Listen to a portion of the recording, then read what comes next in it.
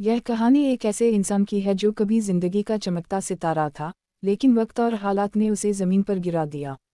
पर क्या हर टूटा हुआ तारा हमेशा के लिए खो जाता है? रियाज अहमद एक मशहूर शायर था। उसकी नज़में, गज़लें और साआ लोगों के दिलों पर गहरा असर छोड़ते थे।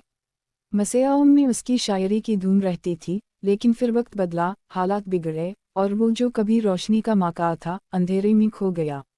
रियाज की जिंदगी तब तक ठीक चल रही थी जब तक उसकी मोहब्बत, ज़ोया, उसे छोड़कर किसी और की नहीं हो गई। ज़ोया की शादी के बाद वह अंदर से टूट गया। उसने शराब को अपना सहारा बना लिया। पहले उसकी शायरी दिलों को जोड़ती थी, अब वो दर्द और तल्खी से भर गई थी।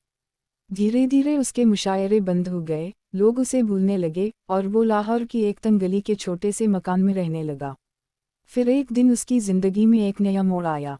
अली नाम का एक नौजवान, जो शायरी का दीवाना था, उसे ढूंढते ढूंढते उसके घर पहुंचा। अली ने कहा, सर, मैं आपकी शायरी का बहुत बड़ा फ़ैन हूँ। आपकी शायरी ने मेरी ज़िंदगी बदल दी है। मैं चाहता हूँ कि आप मुझे सिखाएं।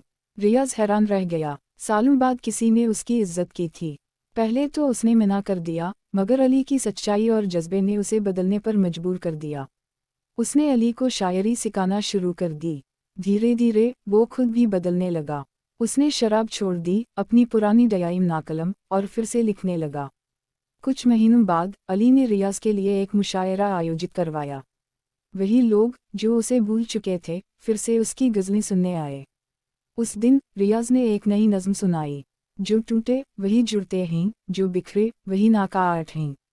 यह दुनिया बसाबा है, हकीकत में हम ही बिस्तर हैं।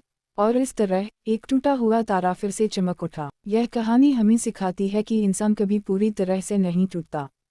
बस उसे एक मौका, एक उम्मीद, और एक सही इंसान की ज़रूरत होती है, जो उसे फिर से रोशनी में ले आए। हर टूटा हुआ तारा गिरता तो है, मगर ख़त्म नहीं होता।